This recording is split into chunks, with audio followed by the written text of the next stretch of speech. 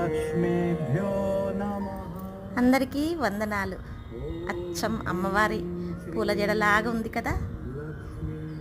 పూల జడ తలపైన కబలీబంధం అంటే అమ్మవారి కొప్పులో పెట్టుకున్న పువ్వులా ఉంది కదా, పూలదండలా ఉంది కదా. అమ్మవారికి ఈరోజు నైవేద్యం చింతపండు పులిహోర. ఎవరు చేసినా కమ్మగా ఉంటుంది.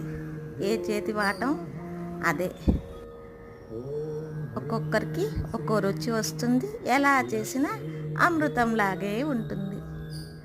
అమ్మకి చింతపండు పులిహోర నైవేద్యం బంగారు గిన్నెలో అంటే బొప్పాయి పండు గిన్నెలో నైవేద్యం పెట్టాను. చింతపండు పులుసు ఉడికేటప్పుడు బెల్లం ముక్క మెంతులు వేస్తే పులిహోర రుచి మరీ పెరుగుతుంది.